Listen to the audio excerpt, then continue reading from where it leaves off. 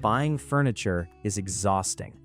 You spend hours scrolling through endless pages of fabric swatches and dimension diagrams, trying to visualize how a piece will look in your living room. But before you even get to the color or the fabric, you have to answer the most fundamental question of all. Do you need a sofa or do you need a love seat? Today, we're going to break down the real differences between the love seat and the sofa. Not just the specs, but the functional reality of living with them. Seating capacity. Let's start with the most obvious difference, which is also the most misleading: the seating capacity. On paper, the math is simple. A love seat seats 2 people, a sofa seats 3 or more. But here's what furniture catalogs don't tell you. The 3-person sofa is often a lie. Unless you are dealing with small children or a very close-knit family, getting 3 adults to sit comfortably on a standard 84-inch sofa is a challenge. The middle seat is the penalty box of the living room. It has no armrests, it offers no escape route, and you are trapped shoulder to shoulder with 2 other people. The love seat, by design, forces intimacy. There is no middle ground. If you sit on a love seat with someone, you are with them. It's perfect for couples, close friends, or parent-child reading time, but it can be awkward for acquaintances. If you run an office or a waiting room, a love seat can be aggressive. Strangers do not want to sit that close to each other. In those scenarios, a sofa is superior not because it seats 3, but because it allows 2 strangers to sit on the same piece of furniture while maintaining a polite, socially acceptable distance. Bottom line, don't buy a sofa just because you think you need to seat 3 people. Dimensions and scale. Now we have to talk about the physical footprint. This is where the tape measure becomes your best friend, but you have to know what you are measuring. A standard love seat usually clocks in between 48 and 72 inches. A sofa typically starts at 72 inches and can go up to 96 inches or more. That is a massive difference in floor space. But length is only one part of the story. You have to consider visual weight. A sofa is a horizontal wall. It divides a room. If you place a large sofa in a small studio apartment, it dominates the space. It says, "This room is for sitting and nothing else." A love seat is more forgiving. It leaves corners open. It exposes more of the floor, which tricks the eye into thinking the room is bigger than it is. There's also the logistics factor, which nobody thinks about until move-in day. I have seen friendships end on a staircase because a sofa wouldn't pivot. Sofas are beasts. They are long, heavy, and often require you to remove doors or hoist them over balconies to get them into a room. If you live in a 3rd-floor walk-up with narrow hallways, a 90-inch sofa isn't just a furniture choice, it's a logistical nightmare. A love seat, on the other hand, is nimble. You can stand it on end. You can pivot it around tight corners. It fits in freight elevators. If you are a renter who moves every year or 2, the love seat is the smarter, lower-stress investment. Room suitability. This leads us directly into where these pieces actually belong. The sofa is the king of the primary living room. It dictates the layout. In 90% of homes, you identify the longest wall or the best TV viewing angle, you park the sofa there, and you build the rest of the room around it. It is the default setting for a reason. It creates a clear zone for gathering. But the love seat is the master of versatility. It is the Swiss Army knife of furniture. It fits where sofas fail. Think about the foot of a king-sized bed.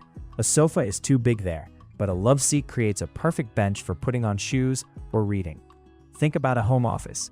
You might want a place to take a break, but you don't want a full-sized couch tempting you to nap for 3 hours. A love seat is perfect there. It's comfortable, but it's still upright enough to feel professional.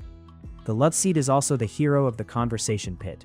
In a large living room, having just one sofa facing a TV is boring. It kills social interaction. A classic high-end designer trick is to use 2 sofas facing each other. But if you don't have the space for that, a sofa facing 2 armchairs or a sofa at a right angle to a love seat creates a dynamic social space. The love seat allows you to close off the seating area without blocking the flow of traffic. It implies a boundary without building a wall. If you are in a tiny apartment, a love seat might be your only option, but you have to be careful. A love seat alone can feel transient, like a hotel room. On the other hand, if you are furnishing a massive great room, a single sofa looks lonely. functionality and comfort. Here is the deal breaker for most people, and it has nothing to do with design or style. It is about the nap. If you are the type of person who likes to lie flat, stretch out, and doze off on a Sunday afternoon, the Loveseat is your enemy. Unless you are under 5 feet tall or a contortionist, you cannot nap on a Loveseat. You can curl up, sure. You can tuck your legs in, but you cannot stretch. The sofa is the undisputed champion of lounging. It is a horizontal platform. If you have a bad back and need to lie flat, you need a sofa. If you have a guest staying over and you don't have a guest room, a sofa can act as a makeshift bed. A Loveseat cannot do that. However, let's look at this from a different angle. Posture. Sofas, because they are designed for lounging, often have deep seats and soft backs that encourage slouching. You sink into them. Loveseats, because they are compact, often have slightly firmer structures and more upright backs.